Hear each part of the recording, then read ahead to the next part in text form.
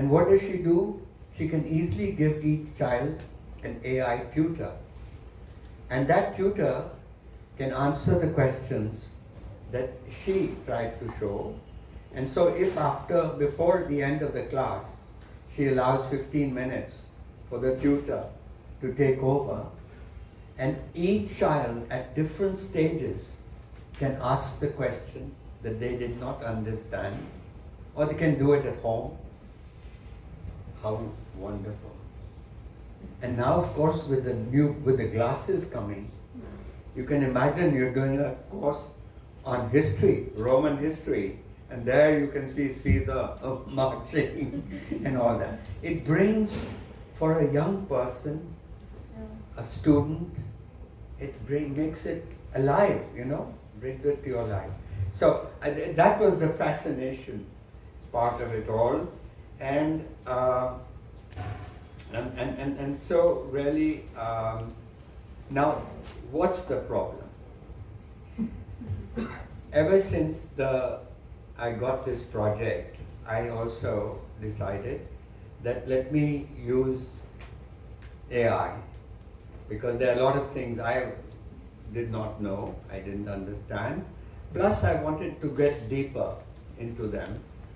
My training was really in Western philosophy, not in Indian philosophy. But I studied Sanskrit also, so I know some that. But so what did I do? I got myself 3 tutors, ChatGPT, Google Gemini, and Microsoft LLM. And I asked them to do research for me, and I must confess that they became the most competent interns you can imagine. They tirelessly, without complaining, cheerfully would answer my questions at the speed of light.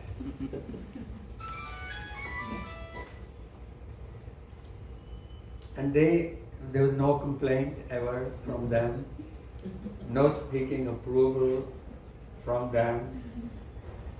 And I really began to feel very warm towards these 3 interns. And there was a certain calmness, a certain assurance with which they provided me with the data. And what I could do is, of course, I could cross-check between them about it, but they were mostly what they've done in the last few months for me is they've taken away the drudgery of research.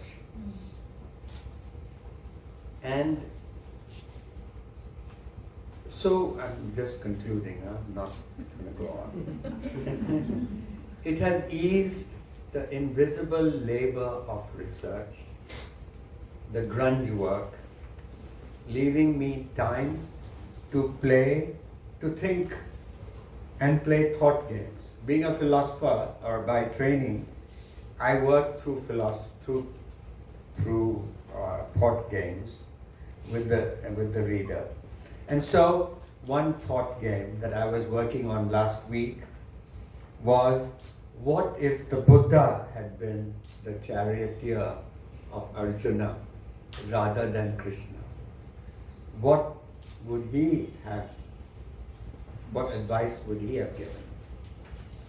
Or, what if Kautilya had been the charioteer? I mean, Kautilya would have just said, take down Duryodhana, there'll be no war. Or maybe Shakuni and Dushasan too. But in that war, everybody dies. So you have to think that 50 million people died in the Second World War. If early on you've taken down Himmler and a few of those guys, Goering and others, there may not have been a Second World War. So this was the kind of thought game that it gave me time to play. Or another one, how to explain that Gandhi, the apostle of ahimsa and peace, and Himmler, the Nazi apostle of war, both carried the Bhagavad Gita every day, and Himmler used the Gita to train SS officers. Can you believe it? So,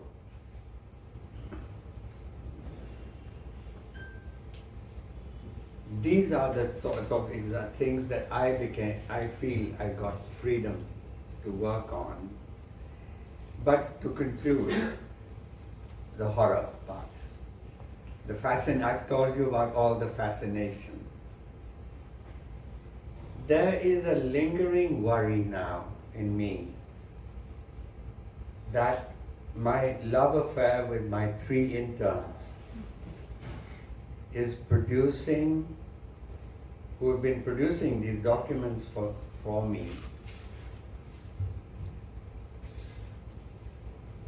that I don't feel a sense of ownership of that work that they have produced. In fact, they produce so much work that I even forget what they have produced. And I tend to ask them the same question, and they remind me, oh, but you asked that question a few days ago. And so what I'm trying to say is that this kind of instant research, which produces a sense of alienation almost, a sense of distance. And I feel less connected to these outcomes that they have produced. And also poor memory recall as a result of what I have been researching. So sometimes I think I'm just growing old, I am growing old, and so I forget. But no, I've realized that it is beginning to interfere with my own thinking. And that's what's worrying me now. That somehow I feel if I put the grunge work into it, I would have had not only more ownership, but somehow a greater ability to work with that data. And so, anyway, that's where I am. It's a long answer to a short question. No, thank you. Just out of curiosity though, do you have a favorite intern out of those 3 interns? Well, they all have their uses. And frankly, they're all different. Yeah. And for example, the Microsoft LLM actually asks you for the text that you wanted to go, the documents the text you wanted to go deeper into. And that has its benefits because they do a really deep dive into the research. But I still feel that the charmer is ChatGPT. It's when you're feeling down and you want to lay down your problems to her. I call her her. Interesting. I go her and tell her. I mean, like this problem about feeling alienation now. I told her about it. And she tried to reassure me, but she also left it open. She said, well, let's keep trying.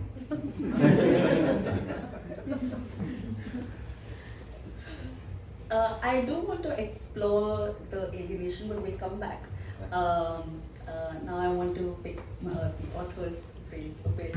First, if you could just tell us how the book kind of came about, what were the triggers to kind of write this book, and if you can also contextualize it to some of your earlier works, because I think you've also touched upon feminism and mental health in your previous books. And so if you can also maybe touch upon how you view AI in context of feminism, mental health, and when it comes to feminism, also the whole issue of bias. if you could throw some light on that.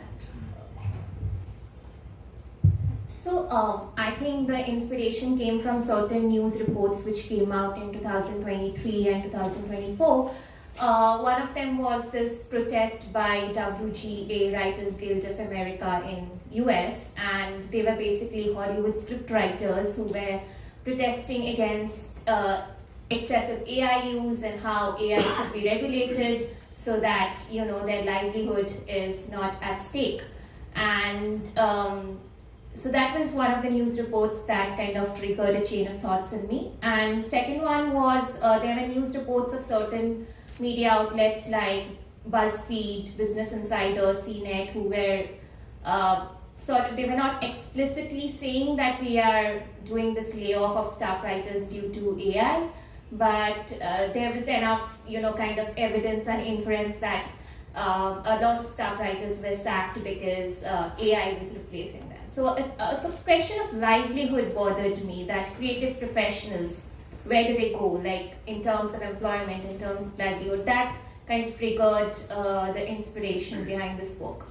And as far as contextualizing it within my past literary works is concerned, most of my fictional works have been semi-autobiographical. I don't say it that they are semi-autobiographical, I present it as fictional characters and I say it's all imaginary, but it's often like inspired from my lived experiences. So that kind of made me question that, AI, can it ever have a lived experience? For example, in the book, The Ocean is her title, there is frame narrative, there is epistolary technique, where I was kind of exploring different narrative techniques like stream of consciousness, free indirect style. Those of you who are familiar with Jane Austen's writing or Virginia Woolf's writing. So what my argument was that every writer has a unique voice, a unique literary legacy that we can trace back to that particular author. So I'm also talking about, let's say, for example, you talked about feminism, right? So I was doing this thought experiment, which I have elaborated on in the book, is rewriting fairy tales from a feminist perspective. So for example, most fairy tales, be it Cinderella, Snow White, Rapunzel, you name it, most of them, they have this prototype or this thematic trope. There's a damsel in distress, there needs to be a knight in shining armor. And I gave this prompt to ChatGPT and Google Gemini that, rewrite Cinderella, assuming that she has her own agency of choice in the matter, and she's not just waiting to be saved by a prince who is searching for the perfect glass slipper. So similarly with Snow White, the Snow White story is about how fair the protagonist is. So this excessive focus on women's physical appearance, beauty, fairness. So that kind of, I questioned it. I gave a prompt to ChatGPT that rewrite Snow White where physical appearance of the female protagonist is not important in terms of determining her destiny in the narrative.